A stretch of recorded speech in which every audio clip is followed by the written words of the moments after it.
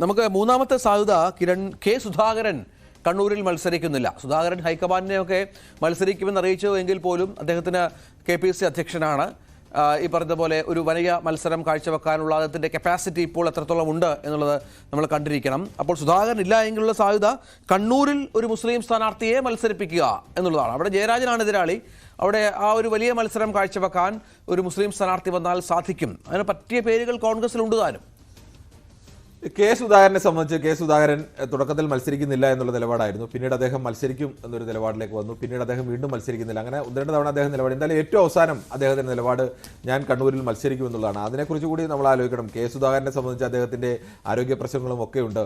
K Sudhakaran അറിയാം, ഈ ലോക്സഭാ തെരഞ്ഞെടുപ്പ് കഴിഞ്ഞാൽ ഇവിടെ ഒരു മെച്ചപ്പെട്ട വിജയം നേടാനായില്ലെങ്കിൽ കെ സുധാകരന്റെ KPCC അധ്യക്ഷ സ്ഥാനം എത്ര കാലമുണ്ടാവും? ആ ഒരു ചോദ്യം അദ്ദേഹത്തിന് മുന്നിൽ നിൽപ്പുണ്ട്. ഇദ്ദേഹം മത്സരിച്ച് MP ആയി കഴിഞ്ഞാൽ എങ്ങനെയാണ് KPCC അധ്യക്ഷ സ്ഥാനത്തേക്ക് പുതിയൊരാൾ വരാൻ സാധ്യത? സ്വാഭാവികമായും കെ സുധാകരന് താല്പര്യം KPCC അധ്യക്ഷ സ്ഥാനം നിലനിർത്തുക എന്നത് തന്നെയാണ്.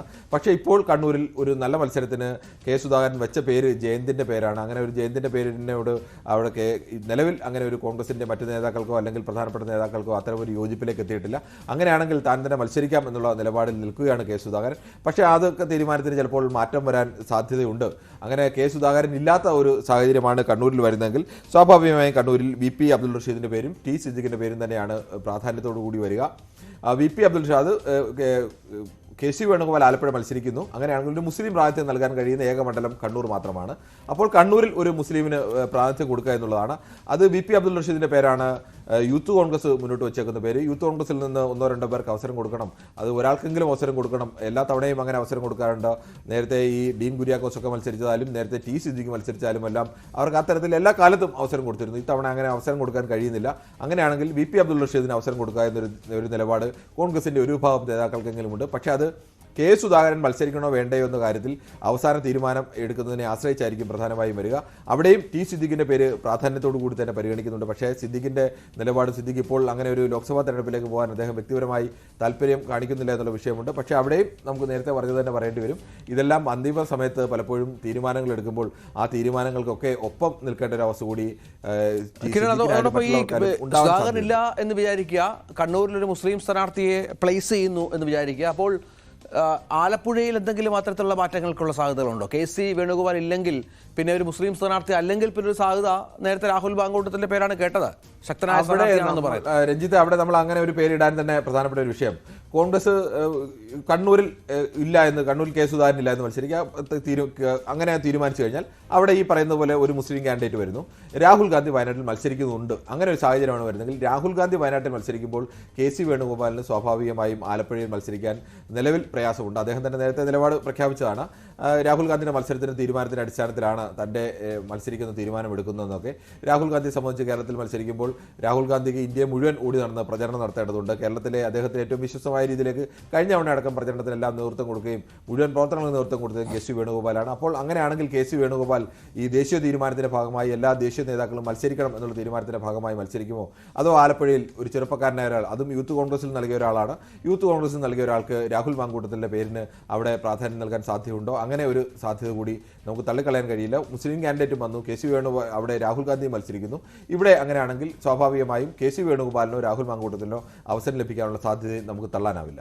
അതാണ് പ്രധാനപ്പെട്ട കാര്യം. അത്തരത്തിലുള്ള സാധ്യതകൾ നിരവധിയാണ്. നമുക്കൊരു മറ്റൊരു നാലാമത്തെ സാധ്യത എന്ന് പറയുന്നത് വയനാട് രാഹുൽ ഗാന്ധി, കണ്ണൂരിൽ VP അബ്ദുൾ റഷീദ്, ആലപ്പുഴയിൽ KC വേണുഗോപാൽ, രാഹുൽ മാങ്കൂട്ടത്തിൽ. ഈ പ്രശ്നങ്ങളൊന്നുമില്ലാതെ ഈ വിഷയം പരിഹരിക്കാനുള്ള ഒരു പ്രധാനപ്പെട്ട ഒരു ഫോർമുലയായ ഒരു പക്ഷേ ഇതും ഉരുത്തിരിഞ്ഞ് വന്നേക്കാം.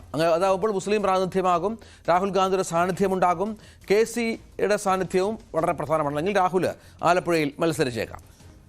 ഈ ഒരു സാധ്യത കൂടി നമുക്ക് തള്ളാൻ കഴിയില്ല രഞ്ജിത്ത്. അത് രാഹുൽ ഗാന്ധി ഈ നാലാമത്തെ സാധ്യതയായി നമ്മൾ കാണിക്കുന്നത് തന്നെ ആ സാധ്യതയാണ്. വയനാട്ടിൽ രാഹുൽ ഗാന്ധി മത്സരിക്കുന്നു, കണ്ണൂരിൽ VP അബ്ദുൾ റഷീദ് മത്സരിക്കുന്നു മുസ്ലിം പ്രാതിനിധ്യമായി, ഒപ്പം തന്നെ ആലപ്പുഴയിൽ ഈ KC വേണുഗോപാലോ രാഹുൽ മാങ്കൂട്ടത്തിലോ മത്സരിക്കുന്നു. അവിടെ ഒരു ചെറിയ തടസ്സം ഉയരുന്നൊരു പ്രത്യേകം നമ്മൾ നേരത്തെ പറഞ്ഞാണ്. കോൺഗ്രസിന് മുന്നിൽ നിൽക്കുന്ന ഒന്നാമത്തെ വിഷയം രാഹുൽ ഗാന്ധിയുടെ തീരുമാനം, രണ്ടാമത്തെ വിഷയം മുസ്ലിം പ്രാതിനിധ്യം, മൂന്നാമത്തെ വിഷയം ഈഴവ തീയ പ്രാതിനിധ്യമാണ്. കണ്ണൂരിനെ സംബന്ധിച്ച് പ്രത്യേകിച്ച് മലബാറിൽ ഇത്തവണ ഇപ്പോൾ ഈഴവ വിഭാഗത്തിൽ നിന്ന് നിലവിൽ കെ സുധാകരൻ മാറി എന്ന് കഴിഞ്ഞാൽ ഒരാൾക്ക് മാത്രമാവും പ്രാതിനിധ്യം ഉണ്ടാകുക, അത് അടൂർ പ്രകാശ് മാത്രമാവും. അങ്ങനെ ഒന്ന് വന്നാൽ സ്വാഭാവികമായും ലെഫ്റ്റിന്റെ ഭാഗത്ത് നിന്ന് 7 പേരാണ് ഈഴവ വിഭാഗത്തിൽ നിന്ന് മത്സരിക്കുന്നത്. അത് ഇടതുമുന്നണി പ്രത്യക്ഷമായി പറഞ്ഞില്ലെങ്കിലും പരോക്ഷമായി ആയുധമായി ഉന്നയിക്കാൻ സാധ്യതയുണ്ട്. അതോടൊപ്പം തന്നെ വെള്ളാപ്പള്ളി നടേശൻ അടക്കമുള്ളവർ അത് പരസ്യമായി തന്നെ പറയാനും സാധ്യതയുണ്ട്. ഒരു മലബാറിലൊക്കെ അത് എത്തരത്തിൽ ബാധിക്കുമെന്ന് പറഞ്ഞാൽ കൃത്യമായി ബാധിച്ചില്ലെങ്കിൽ പോലും ഒരു വിഭാഗത്തെ പൂർണ്ണമായും അവഗണിച്ചു. കേരളത്തിലെ ഏറ്റവും പ്രബലമായ ഒരു വിഭാഗമാണ് എന്ന് ആലോചിക്കണം. ആ വിഭാഗത്തെ പൂർണ്ണമായും അവഗണിച്ചു എന്ന് കണ്ടു കഴിഞ്ഞാൽ ഒറ്റ സീറ്റിലേക്ക് ഒതുക്കി 3 സീറ്റും 4 സീറ്റും ഒക്കെ ഉണ്ടായിരുന്ന ഒരു വിഭാഗമാണ്. അവിടെ നിന്ന് ഒരു സീറ്റിലേക്ക് ഒതുക്കി എന്ന് പറഞ്ഞാൽ സ്വാഭാവികമായും മറുഭാഗത്ത് ഇടതുമുന്നണി 7 പേർക്ക് അവസരം നൽകുന്നു, CPM 5 പേർക്കും CPI 2 പേർക്കും ഒക്കെ അവസരം നൽകുന്നു. ഇതൊക്കെ ഈ 1-2 അങ്ങോട്ടോ ഇങ്ങോട്ടോ മാറിയാൽ കുഴപ്പമില്ല. പക്ഷേ ഏതെങ്കിലും ഒരു വിഭാഗത്തിന് അമിതമായ പ്രാതിനിധ്യം നൽകുകയും അല്ലെങ്കിൽ ഒരു വിഭാഗത്തെ പൂർണ്ണമായും തള്ളിക്കളയുകയും ഒക്കെ ചെയ്യുമ്പോൾ സ്വാഭാവികമായും അത്തരം വികാരങ്ങളൊക്കെ കേരള രാഷ്ട്രീയത്തിൽ എതിർ മുന്നണികൾ സ്വാഭാവികമായും അത് ഉന്നയിക്കാനും ഒക്കെ സാധ്യതയുണ്ട്. ഇതിന് കോൺഗ്രസ് ആയതുകൊണ്ട് കോൺഗ്രസിനുള്ളിൽ നിന്ന് തന്നെ അത്തരം ചർച്ചകളൊക്കെ കോൺഗ്രസ് ഇപ്പോൾ തന്നെ സജീവമായി നിൽക്കുകയാണ്. മലബാറിൽ നിന്ന് തീയ വിഭാഗത്തിൽ നിന്ന് ഒരാളെങ്കിലും സ്ഥാനാർത്ഥി ആവേണ്ടേ എന്നുള്ള ചോദ്യം വരുന്നു.